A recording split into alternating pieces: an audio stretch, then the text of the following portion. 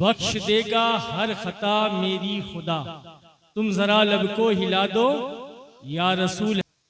मगर फिर भी आप आगे नहीं बढ़े और इस उम्मीद में रहते हैं कि मुस्तफ़ा के घर में हम कोई खिदमत भी ना करें और मुस्तफ़ा अपने लब को हिला दे। कसम खुदा की ये खिदमत जो है बारगाह मुस्तफ़ा में कबूल होती है। अगर मुस्तफ़ा के लब से एक जुमला निकल जाए तो समझो आपकी कामयाबी की जमानत है। हौज़े कौसर पर जामे कौसर लेने के लिए आप बेताब रहेंगे, मगर मुस्तफ़ा की मदरसे में जो दीनी तालीम दी जाएगी, मुस्तफ़ा की तरफ गामजन किया जाएगा, उस तरफ से हम बढ़ने के लिए तैयार नहीं होते। सारे इस तरह से साइलेंट हो गए, ऐसा लगता है जैसे कोई उनकी जेब काटने के लिए तैयार है। अगर बारगाह मुस्तफ़ा में जेब भी कट जाती है तो क्या बात है, सिर्फ खोखले नारे और है लगाते हो कि मुस्तफ़ा के नाम पर गर्दनें काटवाने के लिए तैयार है। इस खोखले नारे से काम नहीं चलेगा। आप उठे और मदरसे को डोनेट करें। मैं 5 मिनट खामोश है, आप उठे और इस मदरसे को जो चाहे वो आप डोनेट करें, बिगर कहे डोनेट करें।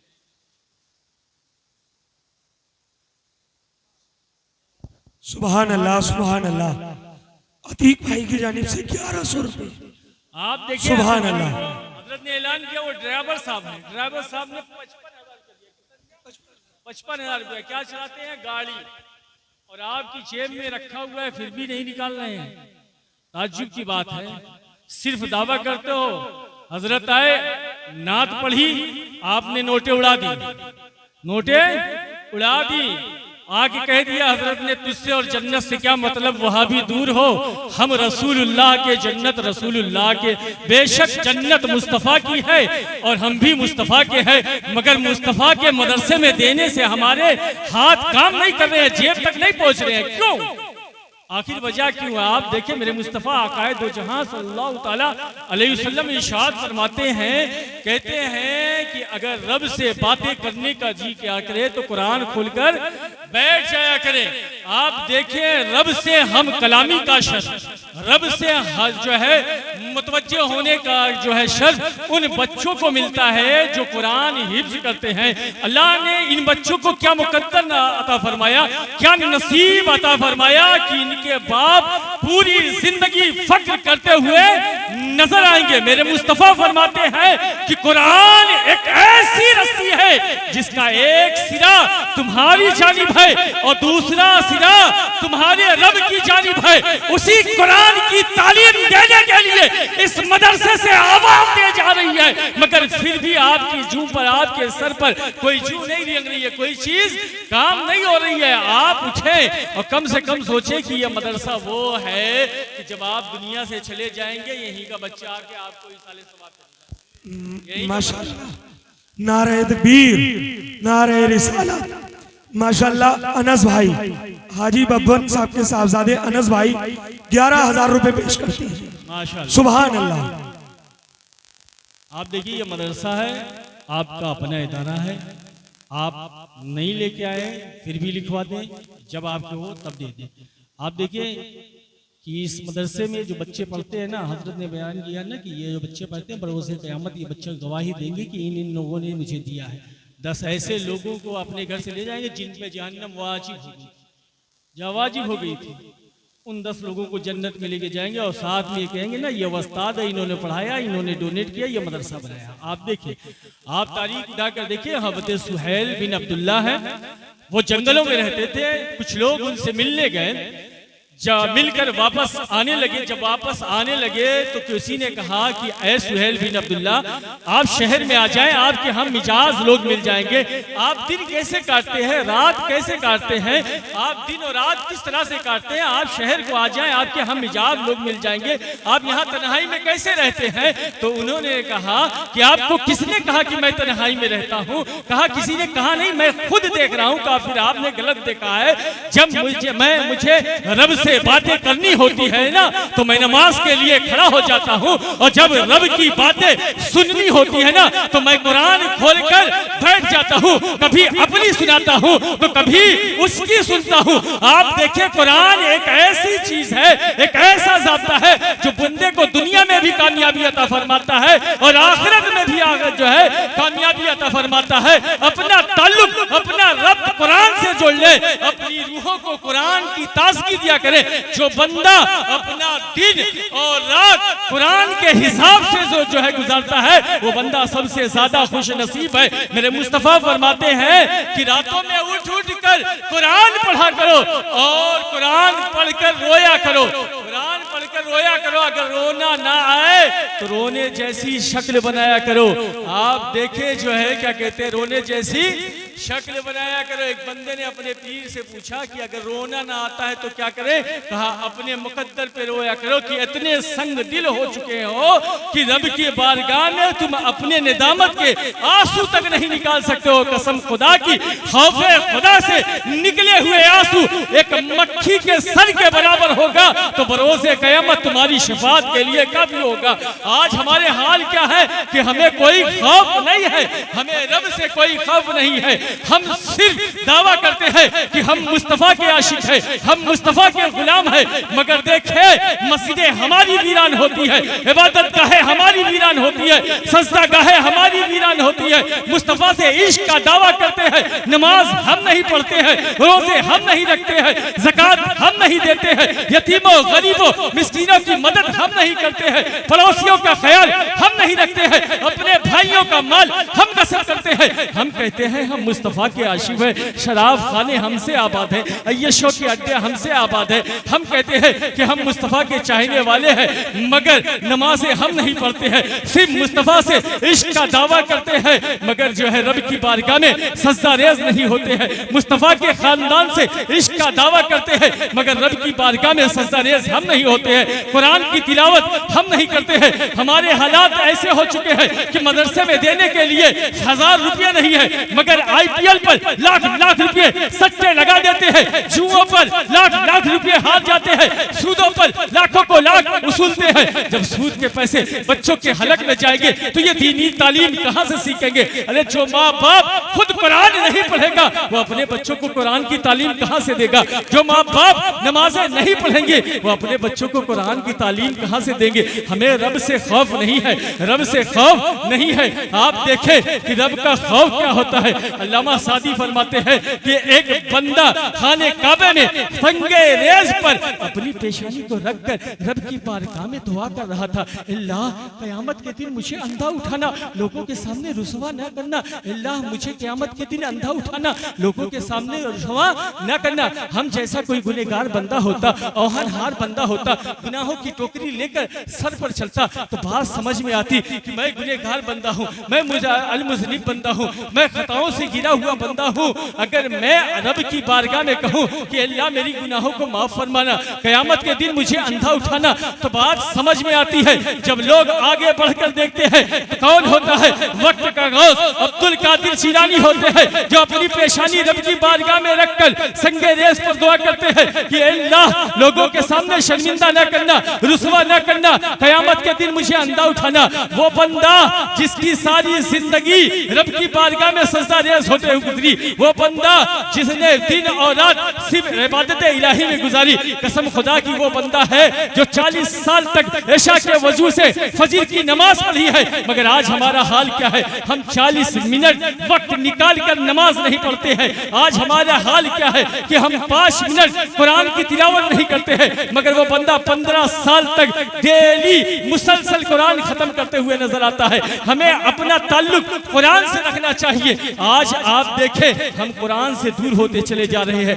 दीनी तालीम से दूर होते चले जा रहे हैं, दीनी माहौल से दूर होते चले जा रहे हैं। यही वजह है, यही सबब है कि पूरी दुनिया में हम ज़लील और ख़ार होते हुए नजर आ रहे हैं। आज हमसे तहजीब हमसे छीन ली गई है, तमद्दुन हमसे छीन लिया गया है, कल्चर हमारा छीन लिया गया है, अखलाक हमारा छीन लिया गया है, किरदार हमारा छीन लिया गया है, गुफ्तार हमारी छीन ली गई है, किताबें हमसे छीन ली गई है, तसनीफें हमसे छीन ली गई है। कसम खुदा की हम तैतुस्सरा में धुलते हुए नजर आ रहे हैं। आप देखें, जब हम 313 थे जमाना रास्ता था, आज अरबों में है, जलील और खार और रुसवा है। उसकी वजह क्या है कि हम दीनी तालीम से दूर हो चुके हैं, हम मुस्तफा से दूर हो चुके हैं। कसम खुदा की इस कौम से अगर फिर से हिदायत की जिंदगी देनी है तो मुस्तफा की बारगाह में आ जाओ, अपने दिल को मुस्तफा से लगा लो, कुरान की तालीम को आम कर दो, दीन मुस्तफा को आम कर दो। कसम खुदा की जो माँ बाप कुरान नहीं पढ़ते हैं, जब ये दुनिया से जाते हैं, यही बच्चे मनोटरों मट्टी के नीचे तदफीन करके आते हैं, एसी वाले रूम में सो जाते हैं।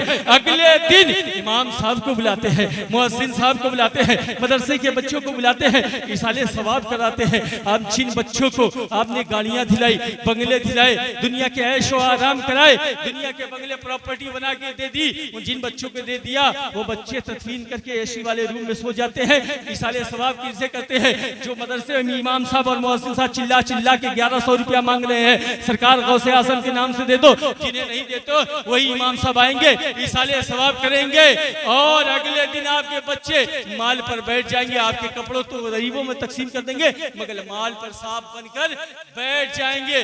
जब माँ बाप बच्चों को दीन की तालीम नहीं देंगे, कुरान की तालीम नहीं देंगे, बच्चों को दीनी तालीम की तरफ आरास्ता नहीं करेंगे, तो यही होगा। कसम खुदा की अगर हम अपने बच्चों को दीन की तालीम दे, कुरान की तालीम दे, तो किसी मदरसे से बुलाकर इसाले सवाब कराने की जरूरत नहीं होगी, बल्कि खुद आपका बच्चा इसाले सवाब करता हुआ नजर आएगा। आप अपना ताल्लुक कुरान से रख दें। ये किताब जो है ना, हमारे लिए हिदायत भी है, शिफा भी है, दुनिया की कामयाबी भी है, आखिरत की भी कामयाबी है। सारे साइंसदा जितने होते हैं, वो अबुल कलाम हो या वक्त का कितना भी बड़ा साइंसदा हो, अगर इस्तिफादा हासिल करता है तो इसी कुरान से हासिल करता है। आप तारीख के हौराक उठाकर देखें, हज़रत जुनैद बगदादी है, हज़रत जुनैद बगदादी ने अपने मुरीद को जो है एक संदूक दिया, कहा बेटा इस संदूक को लो, ले जाके दजला में डाल देना, मगर इसे खोलकर ना देखना, इसे खोलकर ना देखना। मुरीद का काम ये होता है कि जो पीर साहब ने कहा उस पर अमल करो। वो बंदा ले जाता है, दजला में ले जाता है और उस संदूक को डाल देता है। क्या देखता है? मंजर क्या देखता है कि वो मंजर देखता है कि जो है दजला जो है समुंदर अपने आगोश को फाड़कर उस संदूक को अपने सीने में समेट लेता है और उसकी आंखें देखकर हैरान रह जाती है। अपनी पीर की बारगाह में आता है, कहता है मेरे शेख, अगर मैंने ये मंजर ना देखा होता तो मैं कभी आपसे सवाल नहीं करता, कभी मैं आपसे नहीं पूछता कि आखिर वजह क्या है, उसमें कौन ऐसी चीज थी, कौन ऐसी मुतबर्रक चीज थी कि समंदर ने अपने आगोश में समेट लिया, रास्ता दे दिया। कहा बेटा तुम्हारी आंखों ने देख लिया है और जब तक मैं तुम्हें बताऊंगा नहीं तब तक तुम्हें चैन नहीं मिलेगा। सुनो, 12 साल तक मैं तसव्वुफ पर एक किताब लिखता रहा, 12 साल तक तसव्वुफ पर एक किताब लिखा और 12 साल तक मैं उसकी नोक को पलक को संवारता रहा कि शरीयत से अलग ना हो। और 12 साल तक मैं ये सोचता रहा कि इसे मंजरे आम पर लाऊं या ना लाऊं। 36 साल बाद जुनैद का ये फैसला हुआ कि अल्लाह की किताब कुरान के होते हुए जुनैद की किसी किताब की जरूरत नहीं है। इस किताब से हमें अपना ताल्लुक मजबूत कर लेना चाहिए। ये दुनिया के पैसे, ये दुनिया के ये दुनिया के मता आपके काम नहीं आएंगे। कसम खुदा की जो पैसा मदरसों में डोनेट करोगे ना वो काम आएगा। जो तालीम मदरसे से निकलेगी, यहाँ से जाने के बाद बच्चे आपके गांव के नाम रोशन करते हुए देखेंगे। आप उठाए इसे यूपी में देखें, मुबारकपुर जो है अशरफिया मुसलमानों की एक बड़ी यूनिवर्सिटी की शक्ल में है। कितने बड़े शहर, आप बताएं कितने बड़े शहर में है। आप बड़ा नाम लीजिए, अल-जामिअतुल इस्लामिया रौनाही कितने बड़े शहर में, जमदा शाही कितने बड़े शहर में, आप बताएं तो। गांव है, देहात है, जमदा शाही जो है रोडवेज नहीं, आपको हाईवे उतारेगी, आपको पैदल जाना पड़ेगा या ऑटो से जाना पड़ेगा। रौनाही में अगर आपका कोई बंदा ना हो तो वहां से स्कूल तक पैदल जाना पड़ेगा। आप देखें एक छोटे से गांव में इतने बड़े बड़े मदरसे जो 50 साल से चल रहे हैं, हर साल कितने बच्चे हाफिज कुरान और आलिम दीन निकलते हैं।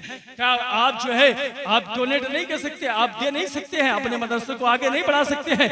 आप पढ़ाने के लिए, दिखावे के लिए शादियों में 10 10-10, 20-20, 40-40 लाख रुपया खर्च कर देते हैं। हजरत अभी मेरे पास फोन आया और बीकानेर में एक शादी है, 4 करोड़ रुपया शादी में खर्च हो गया। 4 करोड़। बेटे का जो दिला है उसको फॉर्च्यूनर, उसके बाप को फॉर्च्यूनर, बहनोई को गाड़ी, दूसरे बहनोई को गाड़ी। 4 करोड़ रुपया खर्च कर रहे हैं। इस 4 करोड़ रुपए की क्या जरूरत है? इस 4 करोड़ की खर्च करने की क्या जरूरत है? तुम 10 लाख रुपए में शादी करो, 90 लाख रुपया किसी बच्ची को, अपनी बच्ची को दे दो। 3 करोड़ रुपए में 3 करोड़ रुपया किसी कॉलेज पर बनवा दो, मुसलमानों को यूनिवर्सिटी बनवा दो, अच्छे मदरसे बनवा दो, बेहतरीन मदरसे यूनिवर्सिटी बनवा दो। हालात ये है कि वो 4 करोड़ रुपया सिर्फ शो ऑफ। मगर ये भी जान ले वो 4 करोड़ रुपया खर्चा कहाँ से करते हैं? उनका काम क्या? काम जानते हैं? बता दूं? काम सुनना है? सूद का काम करते हैं। सूद का काम करते हैं। आप बताएं, दीनी तालीम से आरास्ता होता है तो सूद का काम करते हैं? जो हराम लुकमा हलक में उतरेगा ना तो बच्चे हराम कारी ही करेंगे। इसीलिए कहते हैं कि अपना ताल्लुक कुरान से रखें, दीन से रखें, मुस्तफ़ा जाने रहमत सल्लल्लाहु तआला अलैहि वसल्लम से रफ्ता मजबूत रखे। जब आप देखे कि आज हालात हाजिरा क्या हो चुका है कि कहा जाता है कुरान पढ़ो तो कहते हैं वक्त नहीं है। अरे टाइम निकाला करो, वक्त नहीं मिलता, ऑफिस से काम नहीं मिलता, खेत से वक्त नहीं मिलता है। और अगर कहा जाए बुढ़ापे में कुरान पढ़ो, कहा जबान नहीं टूटती है। हालात ये है कि जब कुरान कहा जाता है पढ़ो तो कहते हैं पढ़ना नहीं आता है, जबान नहीं टूटती है। यही 60 साल 70 साल की उम्र में अगर बच्चा मोबाइल लाकर दे देता है तो यूट्यूब, व्हाट्सएप, गूगल, दुनिया की फिल्म चलाना आ सकता है। जब आप गूगल चला सकते हैं, व्हाट्सएप चला सकते हैं तो कुरान क्यों नहीं पढ़ सकते हैं? सिर्फ ताल्लुक रब्त मजबूत करना चाहिए। हम कहते हैं कि पढ़ो तो कहते हैं पढ़ना नहीं आता है, ऑफिस में वक्त ज्यादा लग जाता है, पढ़ नहीं पाता हूँ। अरे 60 साल 55 साल की उम्र में नौकरी करते हो, जब ऑफिसों में जो है नेट के जरिए, कंप्यूटर के जरिए सारे काम को रख दिया जाता है, तब आप वहां नहीं कहते कि मैं कंप्यूटर नहीं चला सकता, मैं नेट नहीं चला सकता, क्योंकि बात नौकरी की है, बात 70,000 की है, बात 50,000 की है। इसलिए तुम कंप्यूटर चलाना जान सकते हो, लैपटॉप चलाना जान सकते हो, नेट चलाना जान सकते हो, तो कुरान क्यों नहीं सीख सकते हो? अगर उससे अपना ताल्लुक मजबूत करो, रब्त मजबूत करो। कसम खुदा की आज जब बंदा कुरान से दूर होता चला जा रहा है, यही वजह है कि जलील और खार और रुसवा होता चला जा रहा है। कुरान की तिलावत नहीं करते, जो है घरों में ताकों पर सजा कर रख दिया जाता है। हालात ये है कि बाज घरों में कुरान तो इस तरह से होता है, उसको उठाया जाए तो उसके ऊपर डस्ट मौजूद नजर आता है, मगर जो है फ्रिज की, वॉशिंग मशीन की और टीवियों की इस तरह से पोछाई होती है जिसका कोई हद नहीं, मगर कुरान को कोई लोग उठाकर देखता ही नहीं। नारे तकबीर, नारे तकबीर, नारे रिसालत, मजहबे इस्लाम, मसलके आला हजरत, फैजाने गौसे आदम, फैजाने मखदूम अशरफ, फैजाने आला हजरत, फैजाने मौलाना अख्तर हुसैन अलैहि रहमा, सैयद नैयर अशरफ साहिब किबला, अजमत कुरान, पैगाम हक कॉन्फ्रेंस, नारे तकबीर, नारे रिसालत। माशाअल्लाह। आप कुरान की तालीम को आम करें और जब आप कुरान पढ़ेंगे तो हक बोलने की हिम्मत होगी, हक पर चलने की हिम्मत होगी। और जब कुरान से ताल्लुक दूर रहेगा तो हम हक पर नहीं चल सकते हैं। आप देखिए मेरे मुस्तफ़ा आकाए दो जहां सल्लल्लाहु अलैहि वसल्लम कुरान की तिलावत कर रहे हैं। कुरान की तिलावत करते करते हज़रत मूसा का वाक़या पढ़ते हैं। हज़रत मूसा कहते हैं कि अल्लाह नेकोकार मेरे बदकार तेरी रहमतों के हवाले। और आगे पढ़ते हैं हज़रत ईसा के कहते हैं अल्लाह ये तेरे बंदे हैं, तू जान तेरे बंदे जान। मेरे मुस्तफ़ा की चश्माने मुबारक से जो है आंसू जारी हो जाते हैं। अल्लाह ने जिब्रील से कहा ए जिब्रील जल्दी जाओ मुस्तफ़ा से पूछो रोने की वजह क्या है, सबब क्या है। ए जिब्रील जल्दी जा, तेरा रब जानता है कि वजह क्या है, सबब क्या है, मगर तू मुस्तफ़ा का प्रोटोकॉल है, जा मुस्तफ़ा से पूछ कि रोने की वजह क्या है, सबब क्या है, मेरा सलाम कहना और मुस्तफ़ा से रोने की वजह और सबब पूछ कर आना। जिब्रील बारगाहे मुस्तफ़ा में हाजिर होता है, कहता है कि अल्लाह ने सलाम कहा है और पूछा है रोने की वजह क्या है, सबब क्या है। जो मेरे मुस्तफ़ा ने फरमाया कि मैंने कुरान की तिलावत की। हज़रत मूसा कह रहे कि अल्लाह नेकोकार मेरे बदकार तेरी रहमतों के के हवाले। और हज़रत ईसा कह रहे हैं कि अल्लाह ये तेरी उम्मत, ये अल्लाह ये तेरे बंदे हैं, तू जान तेरी बंदे जाने। मैं अपनी उम्मत के जो है गम में रो रहा हूँ कि मेरी उम्मत का हाल क्या होगा। जिब्रील बारगाह रब में हाजिर होते हैं, कहते हैं कि अल्लाह तेरा महबूब उम्मत के गम में रो रहा है। अल्लाह ने कहा कि ऐ जिब्रील जल्दी जा और महबूब को मेरा सलाम कर, और कहा कि कयामत में तेरी उम्मत के पाप में गमगीन ना हो कि उम्मत का क्या हाल होगा, कि उम्मत पर क्या गुजरेगी। कयामत के दिन तेरी उम्मत के पाप नहीं देखे जाएंगे, जिसे चाहेगा उसे जन्नत में दाखिल फरमा दिया जाएगा। हम उस मुस्तफा के ताल्लुक रखने वाले हैं, हम उस मुस्तफा के चाहने वाले हैं, मगर हम उस मुस्तफा के बताए हुए नक्शे कदम पर नहीं चलते हैं। कसम खुदा की मेरे मुस्तफा ने फरमाया है कि जब हाफिज़े कुरान जो है कब्रिस्तान को जाता है तो कब्रिस्तान के सारे अज़ाबी मुर्दों से अज़ाब को उठा लिया जाता है, और जब तक वो कब्रिस्तान में रहता है उस वक्त तक अज़ाब मुसल्लत नहीं किया जाता है। आप देखें जब वो कब्रिस्तान से बाहर निकलता है तो अज़ाब को फिर से मुसल्लत कर दिया जाता है। मगर आलिम दीन ये जो उलमा कराम है, इनके कदम की बरकत का आलम देखे कि जब ये कब्रिस्तान को जाते हैं तो कब्रिस्तान के सारे अज़ाबी मुर्दों से अज़ाब को उठा लिया जाता है, और जब ये वापस आते हैं तो फिर उस पर अज़ाब मुसल्लत नहीं किया जाता है। एक दिन हो जाता है, 2 दिन हो जाता है, 3 दिन हो जाता है, फरिश्ते रब की बारगाह में मारूज़ा पेश करते हैं कि अल्लाह इन पर अज़ाब कब मुसल्लत किया जाएगा। कहा ये मेरे महबूब के उम्मत के आलिम दीन है, इनके कदम की बरकत से 40 दिन तक कब्रिस्तान में अज़ाब को नहीं उतारा जाएगा। मगर आज हमारे हाल क्या है कि हम दीन से दूर हैं, मुस्तफा से दूर है, बल्कि आलिम दीन और उलमाए कराम से दूर है। हम सिर्फ दावा करते हैं कि हम मुस्तफा के आशिक हैं, मगर अपने बच्चों को हम दीन की तालीम नहीं देते हैं, कुरान की तालीम नहीं देते हैं। हम देते हैं तो दुनिया की तालीम देते हैं। आज हालात बापों की ये हो चुके हैं कि बच्चों को आप डीएम बनाना चाहते हैं, एसडीएम बनाना चाहते हैं, प्रोफेसर बनाना चाहते हैं, डॉक्टर बनाना चाहते हैं, और घर का जो सबसे बेकार और गद्दार बच्चा है उसे मदरसे में भेज देते हैं। मदरसे में भेज देते हैं, डॉक्टर पर आप करोड़ों की करोड़ खर्चा कर देते हैं, लाखों के लाख खर्चा कर देते हैं, मदरसे वाले पे 1000 रुपया खर्चा करना गिरा रहता है। मगर देखे जब आपका बच्चा डॉक्टर हो जाता है, इंजीनियर हो जाता है, प्रोफेसर हो जाता है, कामयाबी उसके कदम चूमती है, तो आपकी हिम्मत नहीं होती है कि उसके सामने ज़बान खोल दे, आपकी हिम्मत नहीं होती है कि उसकी बीवी के सामने ज़बान खोल दे।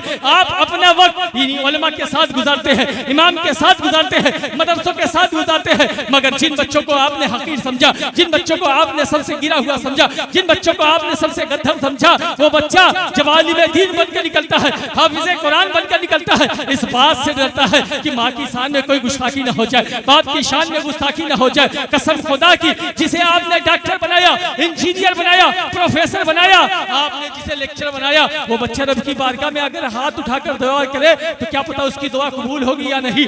मगर ये बच्चा सिर्फ कब्र पर आ जाएगा तो कब्र के सारे अज़ाब उठा लिए जाते हैं। आप अपने ताल्लुक दीन से रखें। आप देखें जिसे हाफिज़े कुरान बना दिया, आलिम दीन बना दिया, वो बच्चा अगर रब की बारगाह में दुआ कर दे तो मेरे मुस्तफ़ा फरमाते हैं अल्लाह उसकी मग़फ़िरत फरमा देता है, मग़फ़िरत फरमा देता है। मगर आज हालात क्या है कि हम अपने किसी बच्चे को दीन की तरफ नहीं भेजते हैं। एक बच्चे को, कम से कम एक बच्चे को हाफिज़े कुरान बनाई, आलिम दीन, मगर आज हालात ये है कि हमारी कौम तालीम से तो इतनी पीछे हो गई है कि लड़का 12 साल का होता है तो पंचर के लिए भेज दिया जाता है, ट्यूब जोड़ने के लिए भेज दिया जाता है, या वेल्डिंग करने के लिए भेज जाता है। दीन से दूर है, तालीम से दूर है। अपना ताल्लुक दीन से रखे और कुरान से रखे। बात सुने, आखिरी बात सुने, वक्त ज्यादा हो गया है, घर जाना है, बिल्कुल जाना है, मगर मेरी बात सुने कि जब हम अपना ताल्लुक रब से रखते हैं, जब हम अपना ताल्लुक मोहम्मद रसूलुल्लाह से और कुरान से रखते हैं तो अल्लाह दुनिया में भी कामयाबी अता फरमा देता है और आखिरत में भी